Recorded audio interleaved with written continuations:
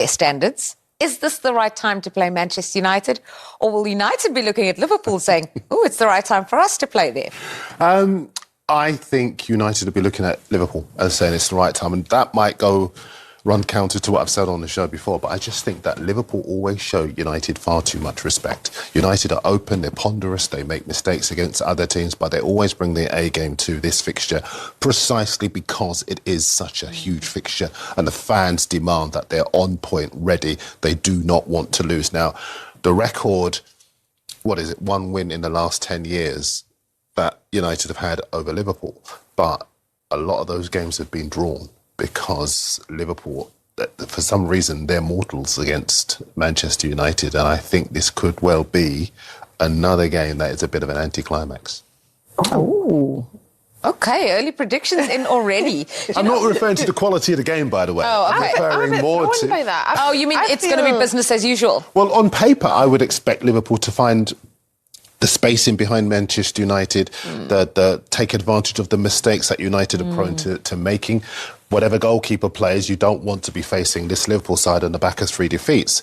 But I still do think Liverpool show a lot of respect to Manchester United. And if you look at recent years when we've all expected Liverpool to really unload on United, they've not. For some reason, there seems to be some mystical force that prevents them from doing that. I still feel like that 7-0 is very recent. That still feels a little painful for me.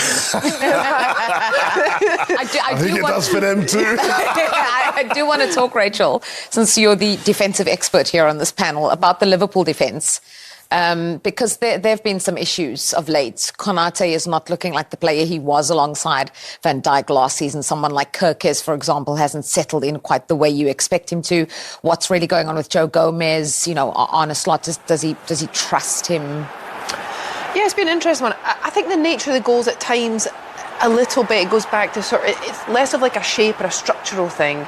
More for me, it's sometimes just the small details of defending. And I think, you know, this Liverpool team have had so much success. Yes, a couple of new players come in, for example, Kirkes, as you mentioned.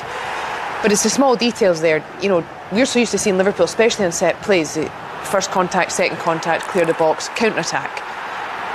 Those are sort of attitude type things, or they're the little details of, I'm going to choose to show my opponent down the line, or I'm going to choose to delay them, or the ball's out for a throw and let's get back into shape quickly so they have to throw it backwards and we're organised. And I think, obviously been the international break, but I think they will be very focused on just getting those small details right and just saying, let's really limit the opportunities, let's make sure we're really tight. If teams are going to score against us, it's going to be a great goal.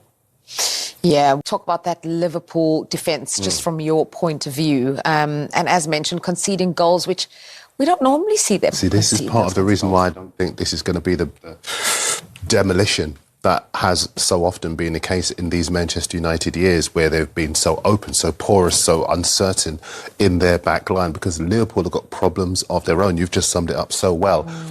And I think in that forward line of Manchester United, they will be looking to get at Liverpool. And it's going to be an uncertain Liverpool. 3 defeats in a row. They're going to be fragile. Their confidence is going to be fragile. He doesn't know what his best team is yet. So, whereas before, all eyes were on United and wondering at what point the dam will burst. Now we're wondering, well, are Liverpool susceptible to a Bruno Fernandes 35-yard strike, a lapse in concentration at set pieces? You mentioned Konate already. There are individuals in that back line. He's tried Szoboszlai at right back. He's tried Frimpong at right back, Conor Bradley at right back. None of them seem to work as yet. These are still early days. I'm not saying Liverpool are a bad side by any stretch of the imagination, but they're wounded, and we cannot now take victory for granted for Liverpool against United. You mentioned an interesting point about his best side, and I think some of those questions around Florian Wirtz, for example, he became one of the big talking points. They did drop him for the Chelsea game to the bench, and they lost that game. What would Arne Slot have been doing during the international break? Would he have been thinking about perhaps, should I play 2 up top? Should I change things? What do you reckon?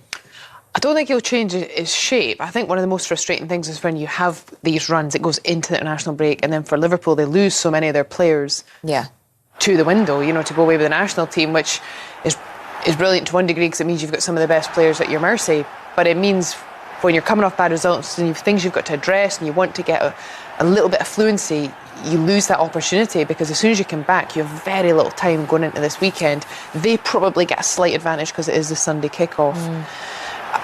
Naturally, the focus on Wirtz has been, fairly, or had a lot of scrutiny, and I think that's just because when you come for such a price tag, there is the expectation you hit the ground running. I don't think he's necessarily played poorly, but people are going, I want goals, I want assists, I want you to create chances. Also, opposition are going, this guy's new, so let's make sure we get in about, don't give him any time, make sure he realises this is the Premier League, welcome to it. So he's probably in a difficult position because the scrutiny's on him, people are looking at him, and it's not quite gone for him. There's no doubt he's a very, very good player. Yeah, there is no doubt. The international break has been fairly kind to them. So I think there were concerns about Konate. There were concerns about Gravenberch, both of whom have trained McAllister. Some of Liverpool's players were playing in very unusual positions during the international break. I think McAllister played on the wing, for example. So as I mentioned, very kind to them in the international break. We'll start be looking at any of those and thinking, maybe I should...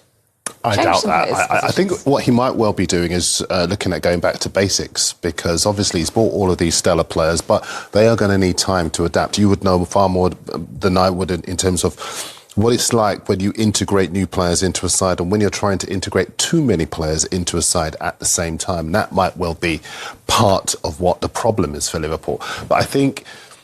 as far as United are concerned, they'll be buoyed by the 2-0 win over Sunderland. They'll be buoyed by the fact that Sir Jim Ratcliffe has come out and backed Ruben Amorim. That is key because a lot of people were predicting the beginning of the end for him, but the owner coming out and saying, no, this is my guy, and committing himself to saying 3 years. I mean, Mexican wave of eyebrows with that one, let me tell you, because on the basis of his form, if they were to win this game, it would be the first time since Amorim arrived that they've won back-to-back Premier League games. That is astounding. At Real Madrid, they would sack you, call you back and sack you again, but at Manchester United, he's got the time.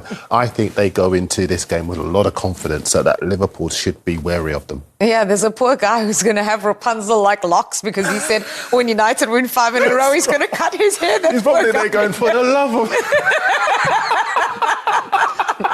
The 3 years comment, which did happen during this international break from Sir Jim Ratcliffe, what did you make of those? I thought it was saying patience, and we can't just judge him. I don't know that there was a promise that he's definitely going to be given 3 years, but in an ideal world, he will be, and he should be.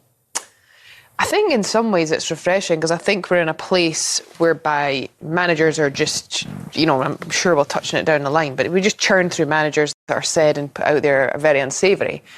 I'm surprised how patient they have been, but at the same time, I think there is an understanding that, well, since Ratcliffe's come in, there's been a lot of change at the football club. There's a big focus on the finances and sustainability and changes. Some have been popular, some not so much. He's choosing to keep with the manager, and I think in some ways, coming out and saying that outwardly, it helps people at home, people that weigh in, people that want to sort of lean into the media and try and put pressure on. He's saying, I'm not bothered by that, I'm not going to listen. He's the person I want, and I'm going to make that decision, so that's it. I think it's a good thing for that reason. Whether he is the guy, his results haven't been hugely impressive so far. Well, the win over Sunderland was critical, of course. Let's look at Manchester United's next couple of fixtures just to see what lies in store for them. No game, as we always say, is easy in the Premier League, but there should be some that they would be expecting to win in that run? No. No. And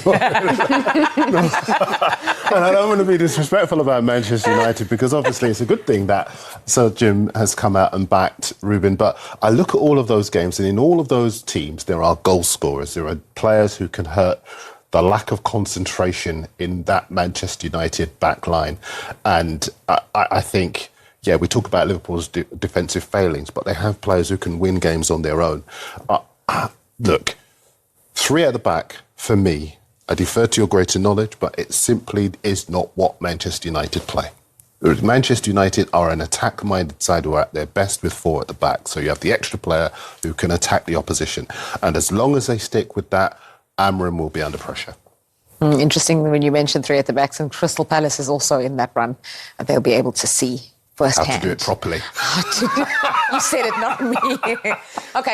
Yeah, very, very tough. And I think, honest from him at the moment. There are some signs for positivity, though, because Benjamin Šeško, for example, is one of those players who's new into the league and he's now scored in back-to-back games. That's good for them. He's doing well.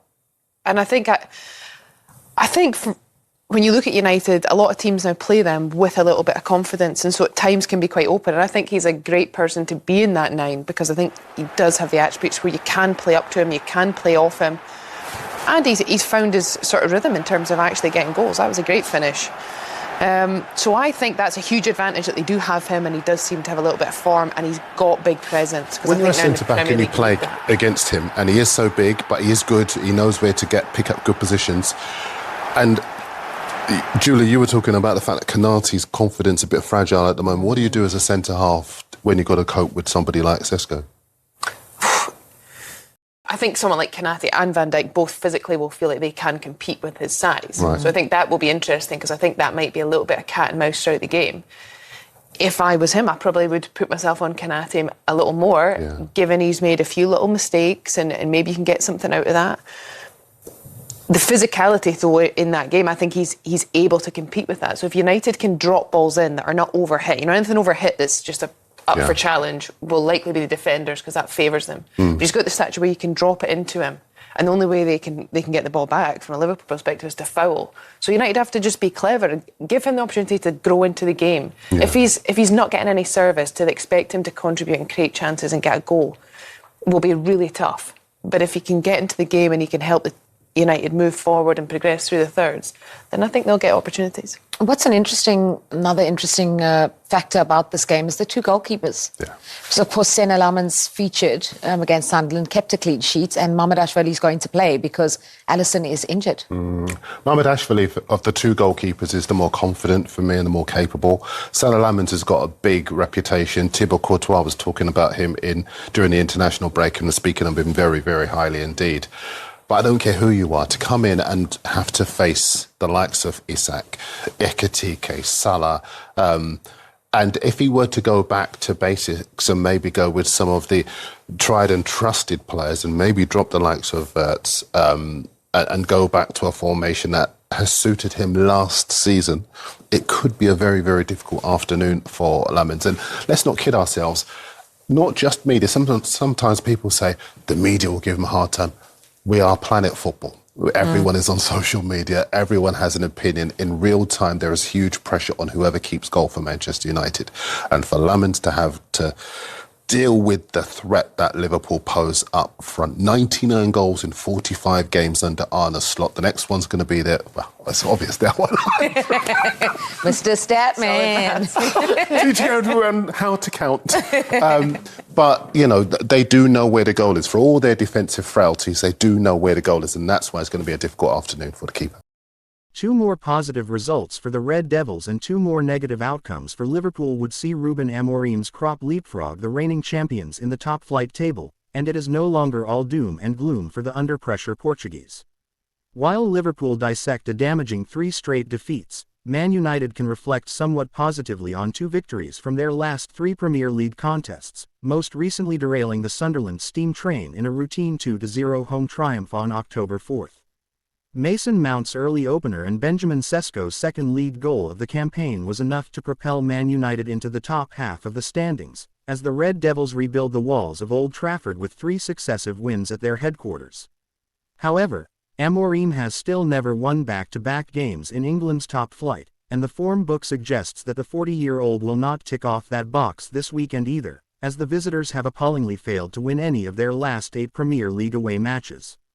Only pointless Brentford and Burnley have performed worse on the road than Man United in the current campaign, and while Amorim's men claimed a merited point at Anfield in last season's 2-2 draw, Liverpool have not tasted home defeat against the Red Devils in league action since 2016. Good news has been in short supply for Liverpool of late, but Slot confirmed 2 crucial fitness boosts in his pre-game press conference, revealing that Ibrahima Konaté and Ryan Gravenberch should both be fine to face Man United. However, first-choice goalkeeper Alisson Becker, hamstring, remains sidelined alongside ACL victim Giovanni Leone, while there was also no update on Wataru Endo, but the Japan international would only have made the bench at best. After making World Cup qualifying history over the international break, Mohamed Salah could hardly have wished for a better opponent to turn his domestic fortunes around. The Egypt international has been involved in 19 Premier League goals against Man United, more than any other player in history. Salah is set to face a depleted Man United backline this weekend, as Lisandro Martinez is still a few weeks away from making his comeback, while Noussair Mazraoui and Aiden Heaven unspecified are both on the touch-and-go list. Amorim allayed fears over Bruno Fernandes, Casemiro, Amad Diallo and Mateus Cunha after the quartet missed training on Thursday, though all were simply being given more time to recuperate from international exploits and are available for the weekend. Cunha may have to make do with a place on the bench again if the effective trio of Mount, Sesko and Brian Mbeumo are retained, although Amorim is supposedly considering handing Manuel Ugarte a surprise start after the midfielder was omitted from the Uruguay squad.